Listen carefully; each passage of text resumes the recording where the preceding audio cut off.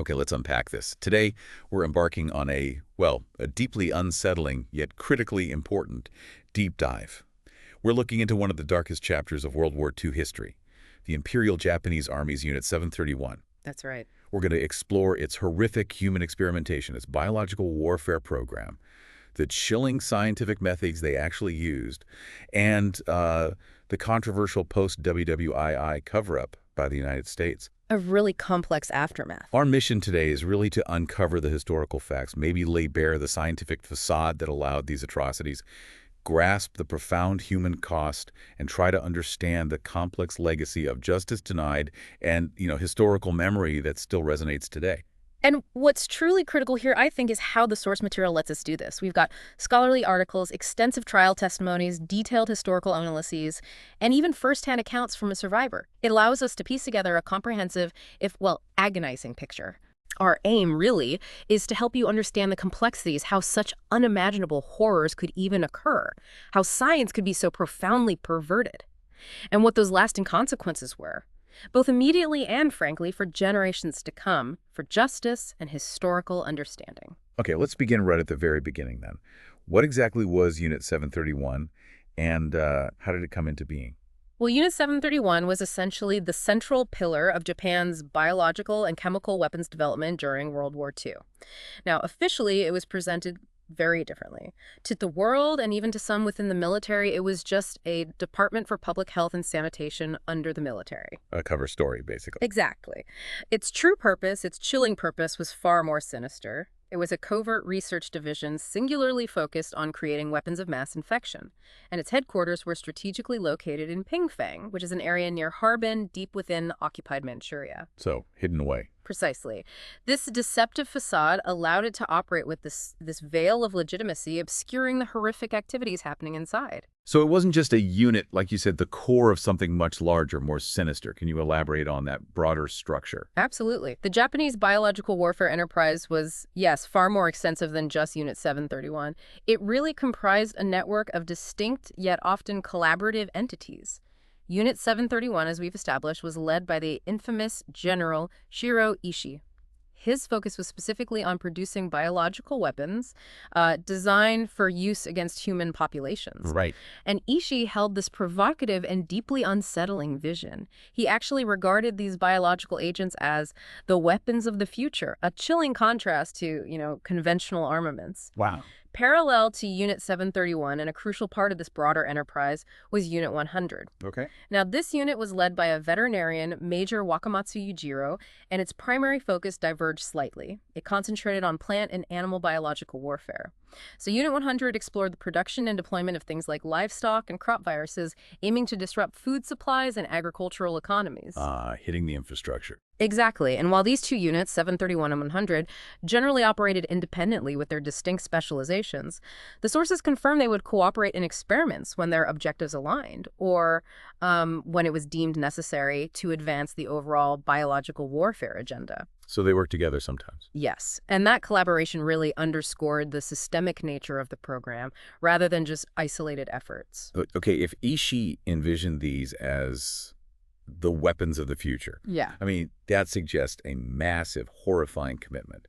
What kind of infrastructure did they actually build to support such an audacious, frankly terrifying vision? The infrastructure Unit 731 developed was, disturbingly comprehensive. It was built to facilitate every single stage of biological weapon development, from research to mass production and testing. The physical complex included, state-of-the-art laboratories for meticulous pathogen cultivation and advanced research. Right. For the grim process of post-experiment analysis, there were dedicated autopsy rooms. The disposal of victims' bodies, which was a constant necessity given the nature of the experiments, was handled in crematoria designed specifically for that macabre purpose. Right, to hide the evidence. For larger-scale, more realistic trials, Unit 731 maintained these expansive open-air testing zones. This allowed them to observe biological agents in an environment mimicking potential combat conditions. And perhaps most horrifyingly, there were vivisection theaters for live dissections. Oh, God. Which highlights the extreme cruelty of their methods. To house the human subjects who were treated as mere commodities, there were dedicated prison blocks. Beyond human experimentation, the unit also utilized extensive animal animal testing zones for various stages before progressing to humans. Standard practice, almost in a twisted way. In a very twisted way. And finally, for the practical application and refinement of their delivery system, they possessed outdoor ranges specifically for testing bombs and aerosol devices. This allowed them to refine how to best disseminate their biological agents. So a complete, horrifying system. Absolutely. And to illustrate the sheer scale of their ambition, Unit 731 possessed approximately 4,500 flea incubators. Flea incubators. Yes. This staggering capacity enabled them to produce at least 45 kilograms of fleas every production cycle. 45 kilograms of fleas. 45 kilograms, a quantity specifically aimed at plague transmission. This immense quantity unequivocally demonstrated the immense power the Japanese wielded in biological warfare production. It showcased a commitment to industrial-scale death. That scale, the facilities, that explicit focus on weapons of the future right from the 1930s. It really makes you wonder about the deeper motivations. Was this just about military dominance or something more profound? That's a critical question, isn't it? This massive investment, it wasn't just about conventional military strategy. It really reveals a long-term strategic objective. It suggests Imperial Japan saw biological weapons not merely as a supplement, but perhaps as a foundational element for future dominance in Asia. A core part of their plan. It speaks to a chilling foresight, I think, that aligned with broader imperial ambitions, going far beyond just battlefield victories. A truly disturbing aspect here is how they systematically acquired human beings for these unspeakable experiments. It speaks to a deeply disturbing system of dehumanization. Yes, the procurement of human beings for Unit 731's experiments. It evolved into a system of profound and systematic dehumanization. It underwent a radicalization during Japan's colonial rule in Manchuria, particularly after the Mukden incident of 1931. Okay. Initially, and disturbingly, early practices involved medical students from the South Manchuria Medical College, the SMMC. They secretly exhumed bodies from graves in Hokurio, Manchuria. Grave robbing. Essentially, yes. This was done to obtain osteology teaching materials. Accounts from early graduates confirmed students were stealing skulls and bones from Manchurian graves for study. While some described it as, an unusual example, others admitted that quite a few students engaged in it. It indicates a nascent disregard for ethical norms was already present. A slippery slope. A very slippery slope. This then shifted to a more direct and chilling practice, the acquisition of what they refer to as bandit bodies. Medical scientists began to explicitly request these bandit bodies directly from the army for dissection. Just asking for bodies. Yes. One professor even described his acquisition of 27 prisoners of war from a subjugation operation, noting with a disturbing lack of remorse the willingness of the parties in Manchuria to agree to his requests for anatomical and disease research. And then it escalated even further into a formal system, didn't it? A sort of supply chain. Yes, precisely. The system formalized into what was chillingly known as special consignments. Prisoners, now codified as mere inventory, were supplied to Unit 731 by the Japanese Gendarmerie under this codename. Special consignments. These victims were overwhelmingly Chinese civilians and prisoners of war, but the horror extended far beyond that. The special consignments also included significant numbers of Russians, Koreans, and Mongolians, and disturbingly, accounts confirmed the presence of European, American, British, French, Indian, Australian, and New Zealander POWs as well. Allied POWs, too. Yes. The vulnerability of the victims was also exploited. Vulnerable groups such as the impoverished, homeless, mentally disabled, infants, children, the elderly, and even pregnant women were targeted as materials. Yeah. And to facilitate these atrocities, to strip the victims of their humanity entirely, they were referred to by the perpetrators simply as maruta. Maruta. A Japanese term that literally means logs of wood or lumber. Logs of wood, just objects. So this wasn't merely a grim practicality born of wartime necessity, like finding subjects somehow. It was a systemic dehumanization, reducing human beings to materials. It's a redefinition that must have required a complete moral breakdown. How did the Japanese medical establishment, which, as you said, claimed this civilizing mission, reconcile this profound hypocrisy? It really exposed a profound moral hypocrisy, didn't it? Yeah. Japanese medical science preached this civilizing mission in its colonies, claiming to advance public health. Yet simultaneously, they actively exploited a deliberate split in ethical standards between mainland Japan and the colony, Manchuria. Different rules applied. Exactly. Development and brutality went hand in hand. This revealed that the so-called civilizing mission wasn't universal at all. It was a tool that could be, and was, perverted. It justified unimaginable cruelty and systematic violence, all under the guise of scientific progress and colonial administration. The exploitation of these differing ethical norms wasn't an oversight, it was fundamental. It was a mechanism that allowed these horrors to be perpetrated without immediate internal moral collapse. This is where we see how colonial power dynamics can corrupt even the most supposedly noble pursuits, like medicine. Okay, this deep dive really challenges that conventional wisdom that maybe Unit 731's experiments lacked rigor or were just random torture. In a chilling twist, our sources suggest a perverse application of the scientific method. Let's unpack this unsettling assertion. It is indeed unsettling, but I think it's critical to confront. The common conclusion, often found in historical accounts, suggests that Unit 731's experiments largely lacked scientific rigor and that the data derived was of limited utility. However, our analysis, drawing directly from primary literature, especially the Khabarovsk trial's testimonies, really challenges this view. I propose that if we analyze these experiments through the lens of the scientific method, that systematic process, forming a hypothesis, testing it, using results to inform further study, we find a disturbing yet undeniable application of these principles. So, not just random cruelty. Far from it. Far from being random acts of torture, there was a chilling, methodical nature to many of these atrocities. Can you give some specific examples of this methodical approach, this twisted science? Yes. Let's consider the hypothermia experiments. These were led by a researcher named Yoshimura Toshihito and tellingly titled On Hypothermia. These weren't one-off events. They were conducted annually, specifically during the coldest months in the Heilongjiang region, November, December, January, February, when temperatures plummeted to an extreme -15 to -30 degrees Celsius. Brutal conditions. Absolutely brutal. Experimentees were taken out at night, around 11 o'clock, and compelled to dip their hands or feet into barrels of icy cold water. They were then forced to stand with wet hands or bare feet in the frost for extended periods, sometimes overnight, until severe frostbite was induced. Induced. And a particularly cruel aspect was that limbs were repeatedly frozen and thawed. The stated purpose was to study the effects of extreme cold and, perversely, how to treat it. The systematic repetition, the precise environmental control, it points to a clear experimental design. A chilling truth that reveals how scientific rigor, when divorced from ethics, becomes a tool for systematized atrocity. Okay, what else? Then there were the inoculation experiments, specifically involving typhoid.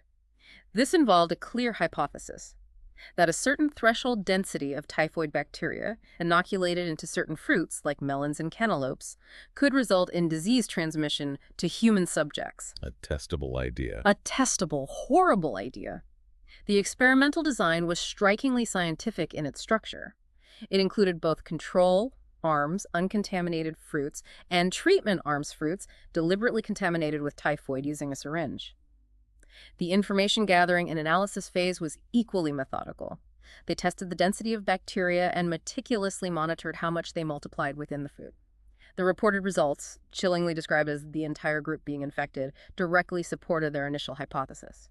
It fulfilled the verification step of the scientific method. That's an utterly chilling assertion that these were methodical, almost scientific atrocities. Does that mean we have to rethink our very definition of science itself, or just how easily it can be perverted? It forces us to confront the uncomfortable truth that the Japanese scientists involved in Unit 731 possessed a significant wealth of background knowledge in microbiology. They weren't ignorant fanatics. They had access to the most recent international scientific literature of their time, and many were active participants in the broader global scientific community. They knew what they were doing, scientifically speaking. They did, and this robust scientific foundation, instead of acting as a moral safeguard, perversely prepared them to integrate what they understood as the scientific method into their human experimentation program. It really highlights that methodology, when divorced from ethics and humanity, can be used to systematize atrocity. The tools of science are neutral, arguably, but the hands that wield them and the intentions behind those hands are anything but. Yeah. This case fundamentally challenges the assumption that the pursuit of knowledge, even through empirical means, inherently leads to ethical outcomes or societal benefit. Okay, so from this twisted application of scientific principles, Unit 731 transitioned into truly industrial-scale horror. The mass production and deployment of biological agents. Right. What kind of destructive capacity were they actually amassing? What were they intending to unleash?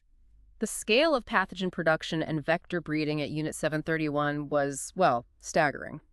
It transformed scientific experimentation into an industrial engine of death. Unit 731 engaged in the mass production of a wide array of highly virulent pathogens, meticulously cultivating agents of horrific diseases. These included everything from plague and cholera to anthrax, typhoid, paratyphoid A, glanders, typhus, dysentery, as well as the pathogens causing gas gangrene, a whole menu of horrors. A comprehensive arsenal. Absolutely, covering a broad spectrum of infectious diseases, each chosen for its potential to cause widespread morbidity and mortality. Now, General Ishii, with a chillingly pragmatic understanding of epidemiology, determined that fleas were an exceptionally effective vector for plague transmission. Right, the fleas again. Exactly. Consequently, Unit 731 was tasked not only with producing the plague bacteria itself, but also with breeding enormous quantities of fleas to supplement their already massive plague production. To accomplish this, the unit possessed those roughly 4,500 flea incubators we mentioned. Still mind-boggling. This immense infrastructure was capable of producing at least 45 kilograms of fleas every single production cycle. This staggering quantity underscored what our sources refer to as the sheer power of Japan's biological warfare production capabilities. It indicated a terrifying readiness for widespread deployment. And it wasn't just Unit 731 doing this. No, it wasn't just 731. Unit 100 also engaged in the mass production of bacteria, and in conjunction with Unit 731, bred and supplied parasites and rodents like fleas. It demonstrated a collaborative, integrated effort across the enterprise. One source even details Carousel Tomio's subsection dedicated to mass production. It described packing 15 to 16 bottles filled with bacteria substance into zinc boxes, sealing them with paraffin wax and cellophane before transporting them by motor truck to an aerodrome for deployment. That detail, the packaging, the transport, it really paints a picture of a factory of death, a literal production line. So they had the agents, they had the vectors. How did they plan to unleash this pestilence? Their deployment methods went far beyond simple contamination. They indicated sophisticated and deliberate strategic thought. Primary methods included aerial bombs. And here's where their perverse scientific rigor paid off again. They specifically developed porcelain bombs. Porcelain bombs. Why porcelain? This innovation was crucial because their research showed that traditional metal bombs, upon bursting, generated high temperatures that would effectively kill the delicate bacteria. Ah, right. The heat problem. Exactly. Porcelain, being less heat generative upon impact, ensured pathogen survival. They also meticulously planned for spraying microorganisms from aircraft, designing specific systems for airborne dissemination. So aerial attacks were key. Key, but not the only method. Beyond aerial delivery, their strategies were multifaceted and insidious. They involved the deliberate contamination of water sources, a primary means of life for civilian populations, as well as food supplies. They also targeted inhabited localities, often utilizing sabotage methods, which implies covert operations and infiltration to spread disease. Sabotage, too. Yes. Furthermore, future plans against the Soviet Union were even more ambitious.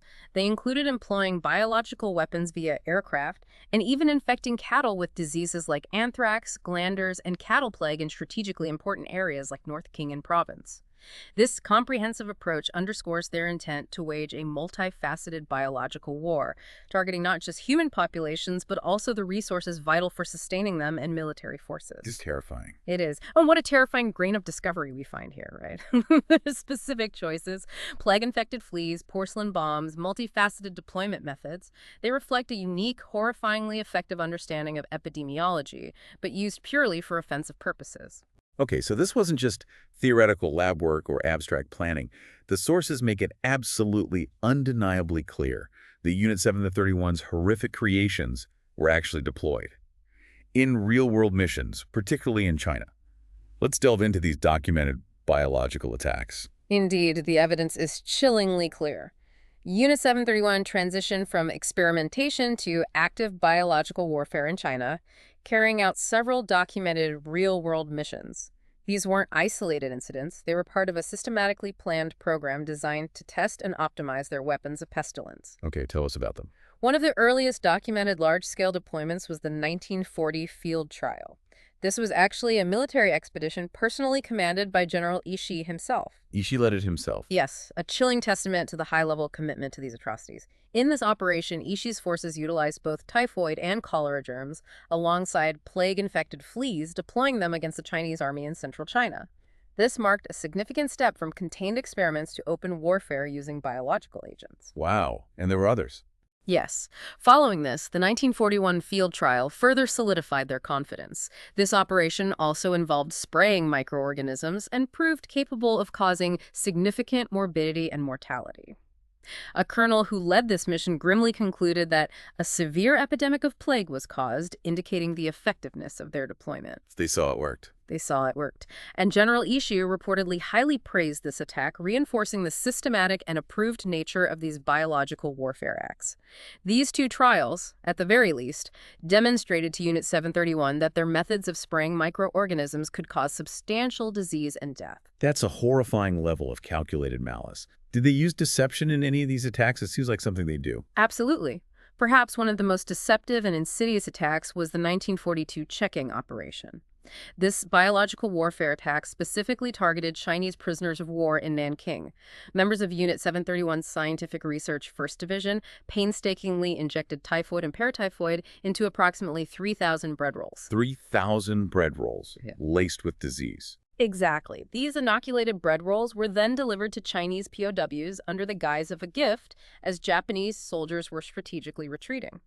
The intent behind this seemingly benevolent act was to decrease suspicion among the prisoners, making them more susceptible to the pathogens. Lowering their guard. Precisely.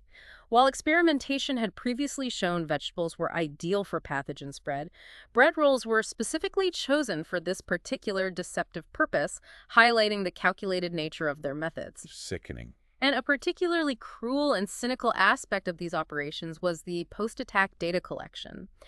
After each of these attacks in 1940, 1941, and 1942, Japanese epidemic specialists would arrive on the scene. Specialists. The hell? Their supposed purpose was to administer care and provide humanitarian aid, but in reality, they were there to collect data. They meticulously studied the results of their experiments, observing the progression of the diseases, the mortality rates, all while painting themselves as saviors against horrible diseases. So they studied the effects of their own attacks. Yes. In the horrific case of Kongshan, survivors were even injected with further doses of bubonic plague under the guise of vaccinations. Tragically, this led to most of Kongshan's population perishing. The chilling integration of attack and data collection demonstrates a truly calculated approach to biological warfare. Yeah. It's a horrific feedback loop that optimized their killing methods. It absolutely was. This systematic approach where covert missions were used not just for destruction but also for real-world empirical data gathering underscores Unit 731's increased confidence in biological weapons. The willingness to involve more men in these covert, dangerous missions was a direct result of their perceived successes in previous field trials. They got bolder. They got bolder. These were not random or opportunistic acts of brutality, but elements of a meticulously planned, systematically executed program of biological warfare, evolving from laboratory to battlefield with a horrifying precision.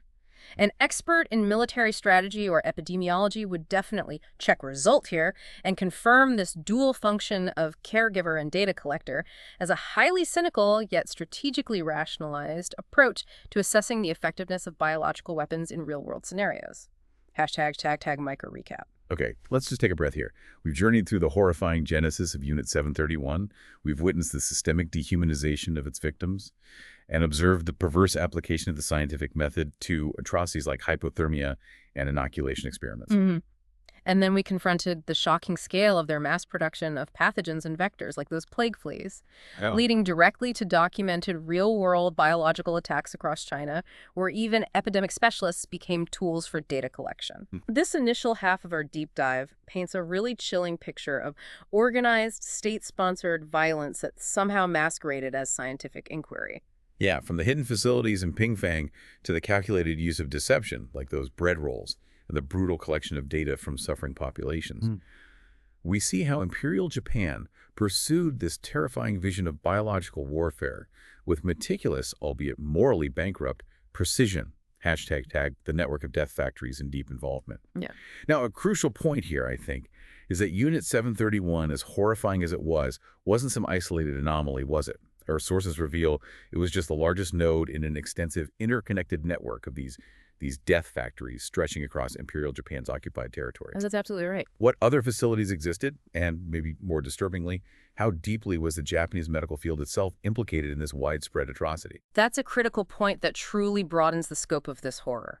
Unit 731, under General Ishii's command, was indeed the epicenter, yes, but it was just one component within a terrifying network of biological and chemical warfare facilities. These other units, while perhaps smaller or specializing in different aspects, were equally institutions of torture and death. We know of at least 8 major facilities beyond Unit 731. 8 others. At least. Stretching across occupied Asia from Hong Kong to Nanking. Each was a hub of torture and death, working collaboratively, demonstrating a terrifyingly pervasive and centralized system. Can you give some examples? Sure. For instance, there was Unit 9420, located in Hong Kong, commanded by Dr. Nito Ryochi. There, they mass-produced significant quantities of pathogens, particularly typhus and bubonic plague, which were then unleashed on battlefields. Another key facility was Unit 1644 in Nanking. This unit murdered hundreds, if not thousands, in experiments involving plague, anthrax, typhus, and typhoid. Even Unit 100, which was officially a veterinary unit, was deeply involved in mass experimentation on humans for chemical weapons research. So human experiments, even in the animal unit. Yes. These were not independent rogue operations. They were integral parts of the broader Imperial Japanese Army's strategy. And this level of pervasive operation, it must have required a vast number of people. How do they staff these places, and how deeply was the Japanese medical field really implicated? The sheer staff, thousands required to run these facilities across Asia, meant General Ishii had to constantly recruit new people. And this is where the involvement of the medical field becomes profoundly disturbing.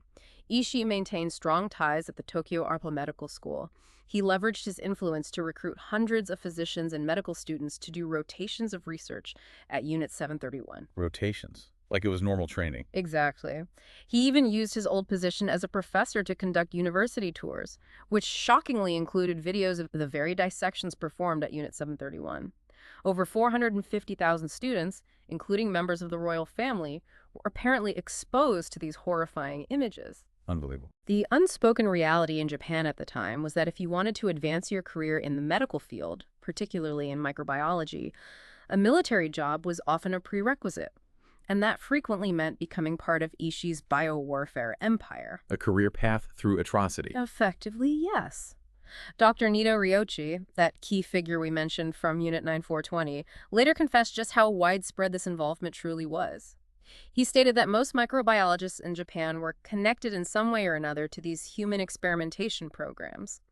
In many senses, it became an open secret within Japanese society that human experimentation was occurring. Open secret. Yeah.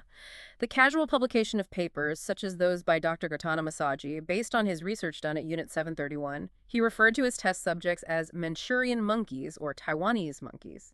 This further underscores this point. Those who paid close attention clearly understood the euphemism, and disturbingly, most chose not to care.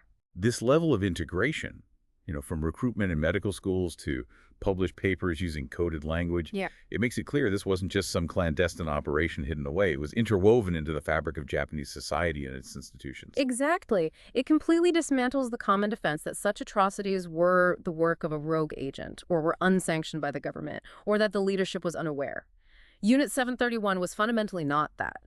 Ishii's plans were fully integrated into the way Imperial Japan grew and operated. It was systemic, organized from the top down. The sheer scale of resources allocated, the immense manpower, the vast material devoted to it made any genuine concealment within the bureaucracy simply impossible. #tag systemic sanction and imperial involvement. Okay, so this systematic nature implies a level of sanction far higher than just, local military leadership. Our sources suggest involvement possibly even from the highest echelons of Imperial Japan. What does the evidence tell us about the ultimate responsibility, the command structure that allowed these horrors to flourish? The evidence strongly indicates that the operations of Unit 731 and its associated units were not merely permitted, but were actively sanctioned and integrated into the Imperial Japanese state's strategic objectives, potentially reaching the very top. It was fundamentally a state-sponsored enterprise. State-sponsored? Yes. One of the most damning pieces of evidence is the revelation that Emperor Hirohito himself might have been directly involved. The emperor. His seal was reportedly found on orders secretly commissioning these horrific facilities in both 1936 and 1940. Furthermore, in 1940, Hirohito supposedly issued a direct order to Ishii to increase production at Unit 731 and, by extension, to Wakamatsu at Unit 100. This level of alleged involvement from the emperor down indicates that the biological warfare program was a core official and national endeavor, not some rogue operation. That changes everything if the emperor knew and ordered it. It does. The sheer scale of resources committed to this program further supports this. At the height of his power in 1944, General Ishii commanded a significant fleet of planes, several thousand medical and scientific personnel, and even a sizable army of soldiers dedicated to his enterprise. Most critically, he exercised total control over huge annual expenditures. The magnitude of this commitment, the manpower, the material, the sheer financial outlay, made it simply impossible to hide such an operation within the bureaucracy. It required and received top-level authorization and continuous funding. So this wasn't just a local military commander operating outside the lines. This was integrated at the highest levels, funded, supported. That's right. And testimonies from the Khabarovsk trials further corroborate this high-level oversight. Kwantung Army Commander Yamada explicitly admitted to having direct supervision over both Unit 731 and Unit 100. He admitted it. He did. He stated, and I quote, "Detachment 731 was directly subordinated to me as Commander-in-Chief of the Kwantung Army. I had charge of the tactical direction of Detachment 731 in all matters concerning the production of bacteriological weapons and their use." This clearly establishes a direct chain of command from the highest military authority in the region down to the units perpetrating these crimes. No ambiguity there. None.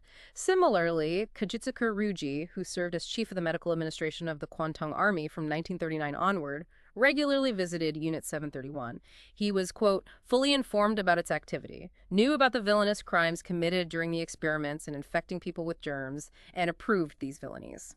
This highlights that knowledge and complicity were pervasive throughout the military medical hierarchy, cementing the understanding that Unit 731 was not an independent anomaly, but a sanctioned, strategic component of Imperial Japan's war machine. So after the war, with such extensive and, well, high-level involvement uncovered, how was justice pursued for these unimaginable atrocities? The story here diverges dramatically, doesn't it, between the Allied powers, particularly the Soviet Union and the United States. This is truly where the legacy of Unit 731 becomes entangled with the geopolitical landscape of the emerging Cold War, and it led to a profound miscarriage of justice for many victims. How so? Well, on one side, we have the Khabarovsk trials. These were held by the Soviet Union in December 1949. It was a military tribunal that prosecuted 12 Japanese officers and scientists specifically for their biological warfare crimes. Sentences ranged from 2 to 25 years in labor correction camps. So some accountability there. Some. During these trials, Major General Kawashima, a former head of Unit 731, provided chilling testimony. He admitted that no fewer than 600 prisoners were killed yearly at Unit 731.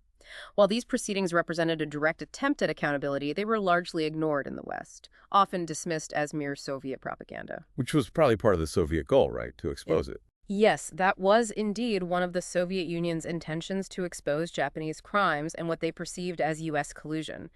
The Soviet Union explicitly accused the U.S. of not prosecuting these individuals. Okay, so that was the Soviet approach. In stark contrast, the United States made a very different choice, didn't it?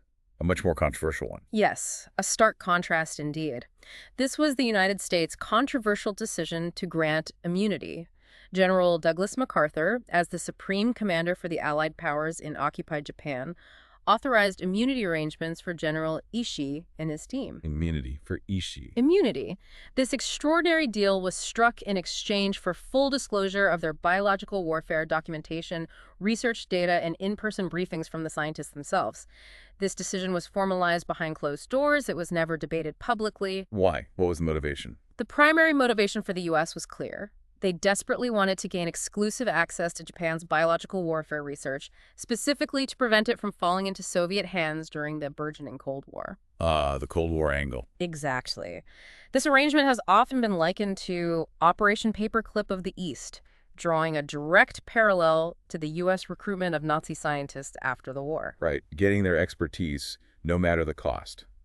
And U.S. officials, like Colonel Murray Sanders, who was a key officer involved in acquiring this data, explicitly stated that the information gleaned from Unit 731 was absolutely invaluable. He argued it could never have been obtained in the United States because of scruples attached to experiments on humans, and pragmatically added that the information was obtained fairly cheaply. Fairly cheaply. Chilling. Chilling indeed.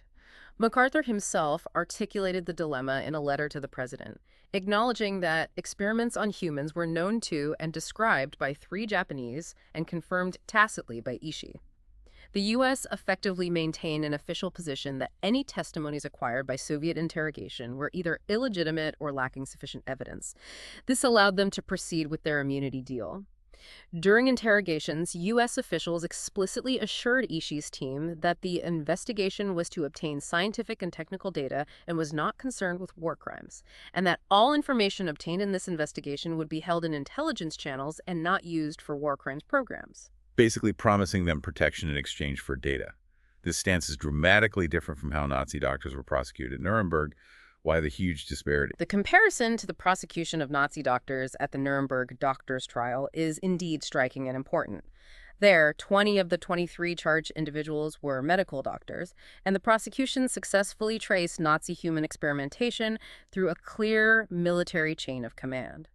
They established direct command and control structures that authorized these acts. A clear chain of command. Yes. In the Japanese case, the U.S. prosecution argued that a clear line between orders and execution did not exist regarding formal military authority to order the experiments.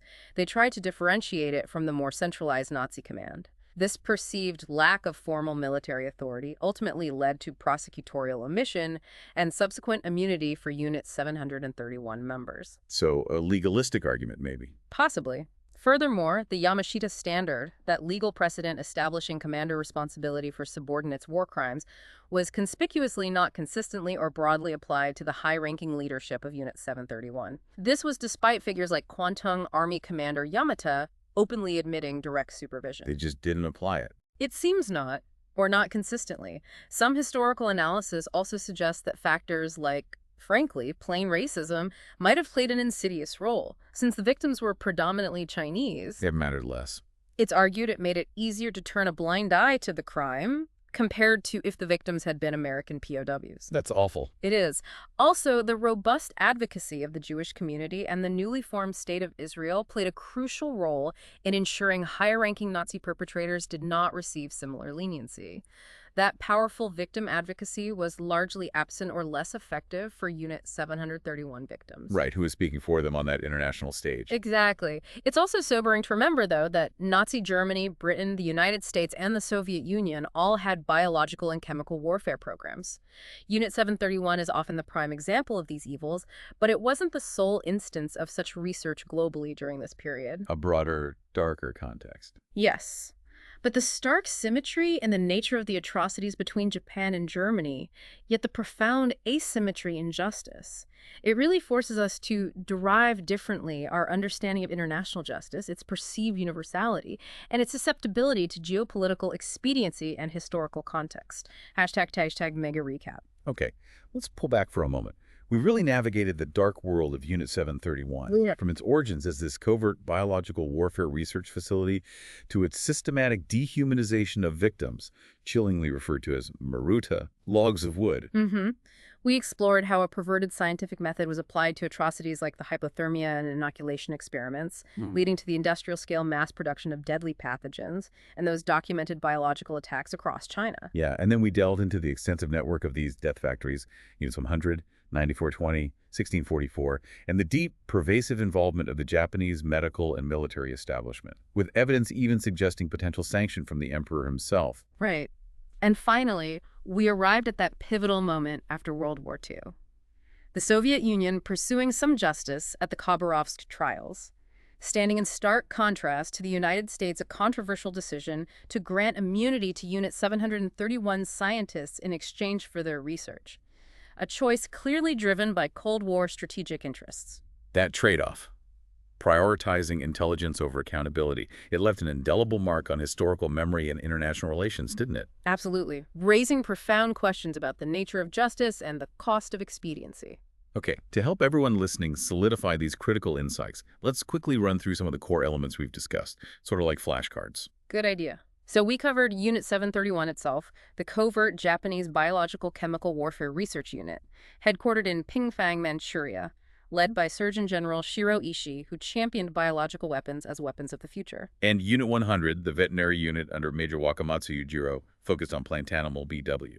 Key terms: Maruta, that dehumanizing term for victims meaning logs of wood and special consignments. The system for acquiring prisoners, mainly Chinese, Russian, Korean, Mongolian, but also allied PRWs and vulnerable groups.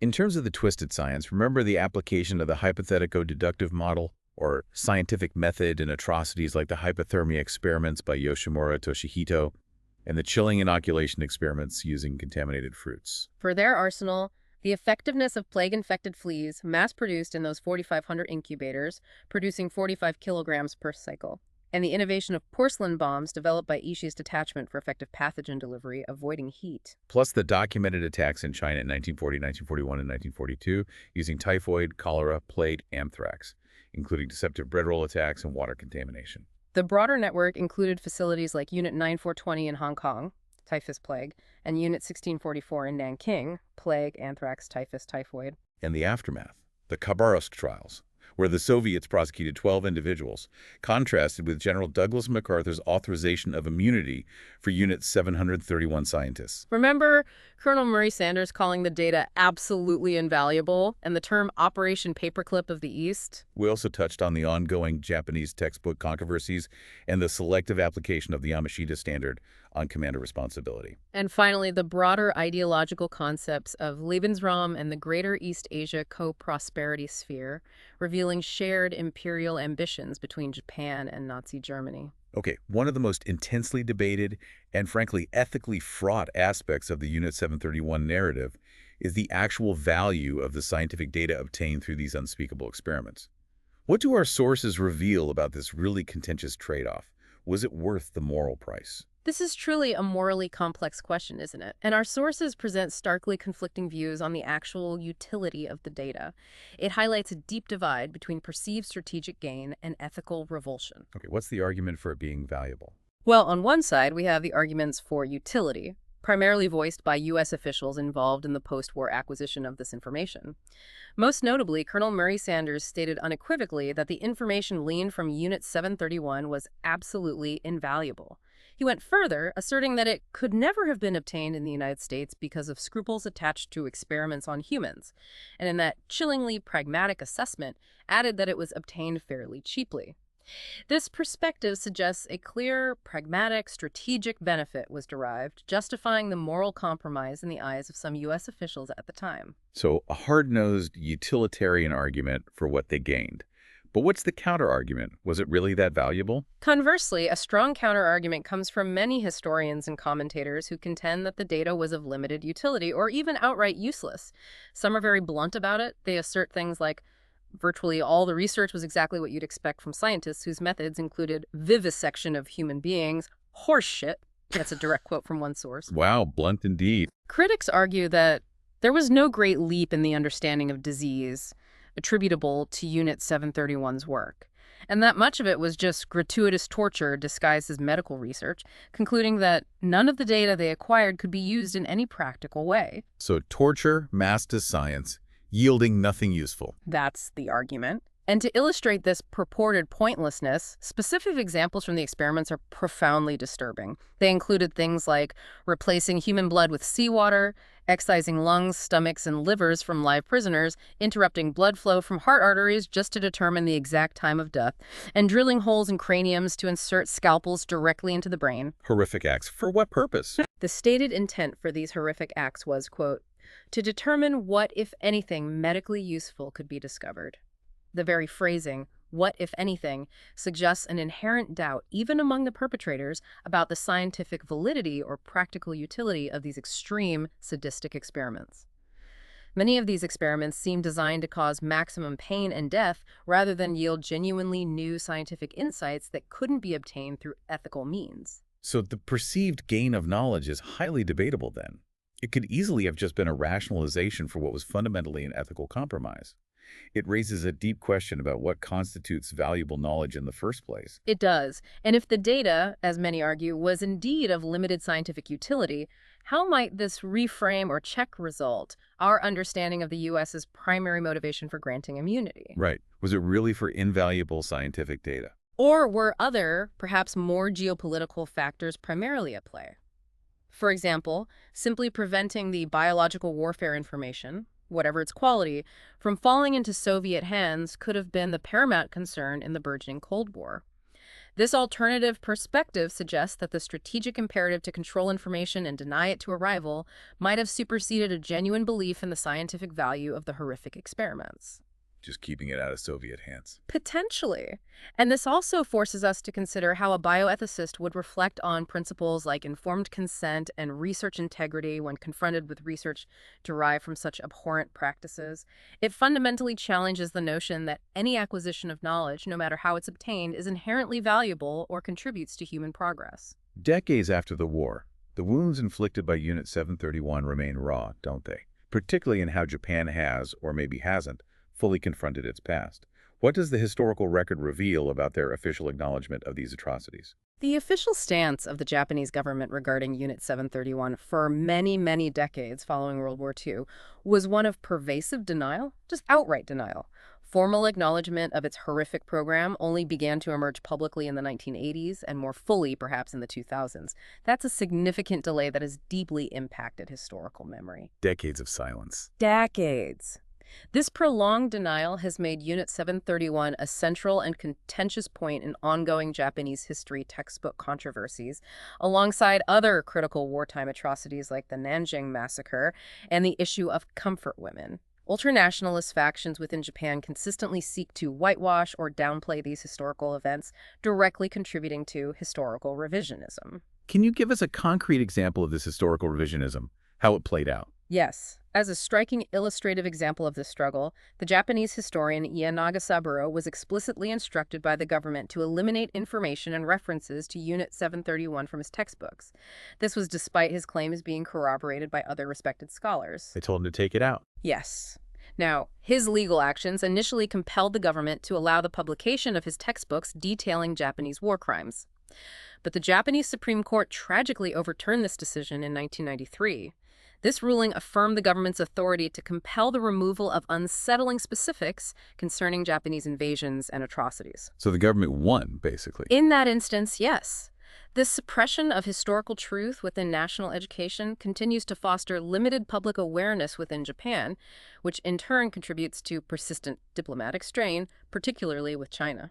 But there have been efforts by survivors and activists to push back against this denial, haven't there? People trying to get the truth out. Yes, absolutely.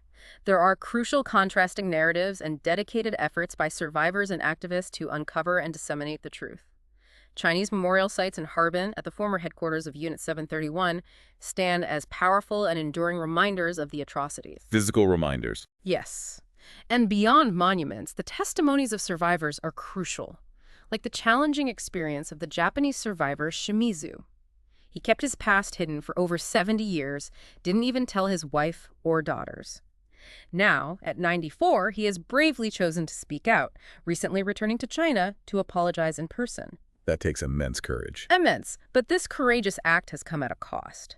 He's endured online attacks from angry nationalists and easy silence from his community, and even distance from some family members.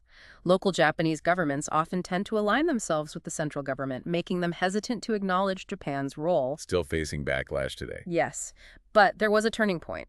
One source notes, after the emperor died, suddenly the archives yielded their secrets, veterans found their diaries, and a more honest, forthright history emerged. This period saw former scientists like Ken Yusa publicly admitting their roles, corroborating earlier testimonies, and providing new insights into the unit's internal procedures. So the dam broke a little. A little, yes. Furthermore, Chinese investigators have been conducting archaeological excavations at Pingfang since the 1980s. They've been systematically uncovering physical remnants, fragments of medical equipment, surgical tools, animal cages, even human remains. These tangible discoveries provide irrefutable physical evidence that further supports survivor claims and former staff testimonies. And ultimately, in a significant legal acknowledgement, the Tokyo District Court ruled in 2002 that Japan had, in fact, committed biological warfare in China and consequently had slaughtered many residents. A landmark decision in the long fight for recognition. That's a powerful shift. It really makes you wonder how different a comprehensive historical education in Japan could derive differently the public's understanding and acceptance of these atrocities. What are the long-term societal and psychological consequences of prolonged state denial regarding such profound historical trauma, both for the victims and, well, for the perpetrator nation itself? Oh, the consequences are immense. They lead to enduring diplomatic tensions, internal social divisions, and a fractured national identity that struggles to reconcile with its past. For the victims, it delays healing and justice, obviously, while for the perpetrator nation, it can breed a dangerous cycle of historical amnesia or revisionism, preventing true learning and reconciliation. Now, the horrors of Unit 731 are frequently compared to the medical experiments conducted by Nazi Germany. It seems like a natural comparison. Let's apply a comparative lens here to understand the noticeable differences but also the striking similarities in the nature of these atrocities. And crucially, how justice was pursued or often not pursued in each case. This comparative lens is essential, I agree. It helps us understand the full scope of these medical war crimes and the complexities of post-war justice or the lack thereof. There are indeed striking similarities in the atrocities committed by both Japanese and Nazi regimes, yet profound divergences in how accountability was ultimately handled.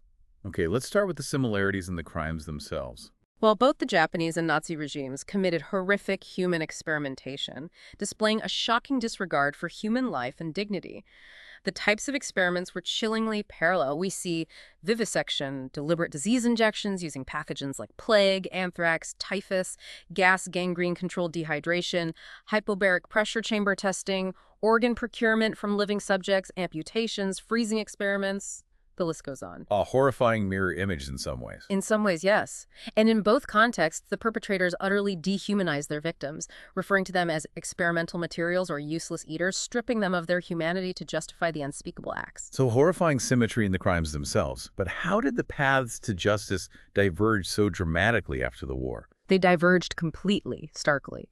In the case of Nazi Germany, doctors and medical professionals involved in these atrocities were rigorously tried at Nuremberg, specifically during what became known as the doctors' trial. Out of 23 individuals charged, 20 were medical doctors, including both civilians and senior military officers. And the prosecution was successful because it meticulously traced Nazi human experimentation through a clear military chain of command. They established direct command and control structures that explicitly authorized these acts. So they could prove who ordered what. Exactly. In stark contrast, the Japanese biological warfare researchers, including key members of Unit 731, largely escaped prosecution by the International Military Tribunal for the Far East, IMTFE, which was the main war crimes tribunal for Japan. The U.S. prosecution notably argued that a clear line between orders and execution did not exist in the Japanese case, regarding formal military authority to order the experiments.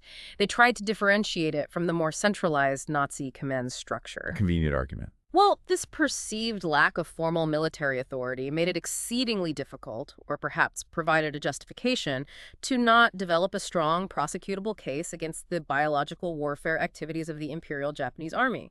It ultimately led to what is termed prosecutorial omission and the subsequent immunity granted to many involved. And the Yamashita Standard, which was supposed to hold commanding generals liable for subordinates' crimes, that wasn't consistently applied either, was it? We mentioned that. Exactly right. The Yamashita Standard, that legal precedent established during the trial of General Yamashita Tomoyuki, was conspicuously not consistently or broadly applied to the high-ranking leadership of Unit 731.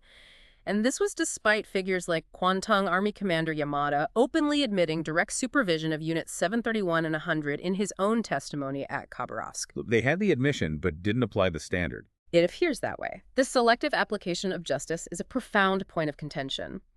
As we discuss, the U.S. motivations for granting immunity were primarily driven by the desire to get the biological warfare research and prevent it falling into Soviet hands during the Cold War. And some historical analysis does suggest that factors like racism might have played an insidious role. Since the victims were predominantly Chinese, it was arguably easier to turn a blind eye to the crime compared to if the victims had been American POWs. A different level of moral outrage, perhaps. That's deeply disturbing to consider. It is. And finally, the robust advocacy and significant influence of the Jewish community and the newly formed State of Israel played a crucial role in ensuring that high-ranking Nazi perpetrators did not receive similar leniency or immunity. That powerful, organized victim advocacy was largely absent or far less effective for the victims of Unit 731, which significantly impacted the outcome of justice. Right. The political context mattered immensely. Immensely. And it's important, again, to position Unit 731 within that broader global context of biological warfare development. It's a sobering fact that Nazi Germany, Britain, the United States, Soviet Union, they all had programs investigating BWCW during World War II. Unit 731, while often used as the prime example to describe the evils of BW, is rarely analyzed as an aggregate within this global trend. It sort of obscures the widespread nature of such research during that period. Hashtag outro. Wow. This has been a deeply challenging, but I think incredibly necessary deep dive. From the origins of Unit 731 and the profound perversion of science, to the systematic dehumanization of its victims and the complex, often frustrating, pursuit of justice in the aftermath. The story of Unit 731 forces us to confront some of the most uncomfortable truths about human nature, about power, and about accountability. Indeed. It really compels us to reflect not just on these specific historical events, horrific as they are, but on enduring questions. Questions about scientific ethics, the morality of knowledge acquisition, and the profound ways in which societies choose to remember or, crucially, forget their darkest chapters. The legacy of Unit 731 is a stark reminder of the immense human cost when ethical boundaries aren't just crossed but systematically dismantled. The Deep Dive's mission is always to help you be well-informed, and today we've certainly gone deep. We've meticulously explored the unimaginable scope of Unit 731's operations, the chilling application of a twisted scientific method in the service of atrocity, and the profound implications of those post-war decisions that shaped our understanding of justice and historical memory. And the unresolved questions, the diplomatic tensions surrounding Unit 731, they continue to resonate even today. How do we, as a global society, balance national security interests with universal ethical standards for research? It's a live question. What essential role does education play in confronting historical trauma and preventing its repetition? And ultimately, what responsibility do we all bear in ensuring that such atrocities are not only remembered in detail, but truly understood, so that we can learn from them and hopefully build a more just future? As you reflect on this incredibly impactful deep dive, maybe consider this provocative thought for your own further exploration. In a world still grappling with rapid scientific advancements and complex geopolitical tensions, what are the subtle ways that the ends justify the means argument might still be subtly influencing decisions, maybe in fields like biomedical research or national defense today? And what can we, as informed individuals, do to recognize and challenge those creeping compromises? What stands out to you from today's deep dives? What further questions does this raise for you as you continue your own journey of discovery?